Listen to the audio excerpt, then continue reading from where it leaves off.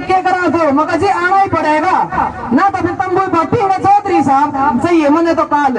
तो बोले जा दी जबान, ये होती है बात, बात जबान की होती है। और जबान पे आज चौधरी साहब यहाँ बैठे हैं और सरकार आएगी और एक दिन बढ़ने भी है बहुत कुछ। जिस दिन बन जाओगे उस दिन आप भी खबर पढ़ोगे, वो दिन दोबारा चौधरी साहब ने यहाँ सम्मानित करने के लिए दीपिका यादव बुलाओगी और सारे काम भी करवाओगी।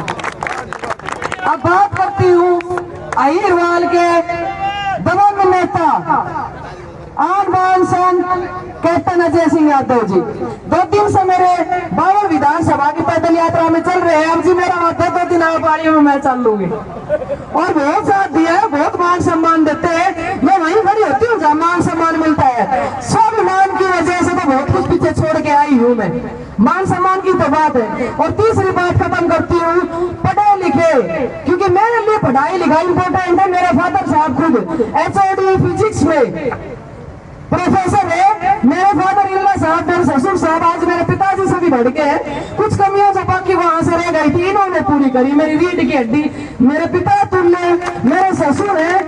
मैं बहुत भाग्यशाली हूँ कि इनके घर में मैं ब्याह करके आई हूँ और ये मेरे पिताजी हैं जो इतना साथ दे रहे हैं। तो शिक्षा तो पीढ़ियों में बसी हुई है, चाहे नवा दो जेठ हो जेठानी हो, पूरा परिवार शिक्षा में रहा है। मैं खुद शिक्षा जगत में रही छोड़ करके आई, इसलिए इतना मान सम्मान करती हूँ कि Chaudhary Brajendra Singh ji retired IAS MP रह लिए और फिर आज ये पैदल यात्रा जो सद्भाव यात्रा चल रही है, आप लोगों के लिए जो लड़ाई लड़ रहे वो एक शिक्षित व्यक्ति कर सकता है, पढ़े लिखे कर सकता है। अपने यहाँ एक और IAS बैठे हैं विनय यादव जी भी, तो सारे पढ़े लिखे लोग आज मेरे मंच पे हैं। बाकी का भी मैं धन्यवाद करती हूँ। मंचासीन सभी सम्मानित गण है मेरी सभा में आए जी, मैं बहुत दिल से आभारी हूँ और हमेशा याद रखूंगी इस चीज के लिए मैं धन्यवाद करती हूँ।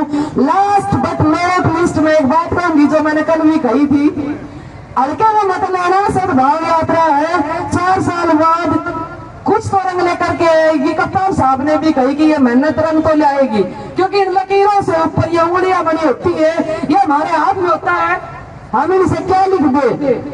तो ये चीजें भी कुछ लिखने के लिए ही है। और मैं कह रही हूँ कि हरियाणा की राजनीति का इतिहास उठा करके देख लेना, जो ये बी लेटर वाले इनको अंडर एस्टिमेट मत करियो।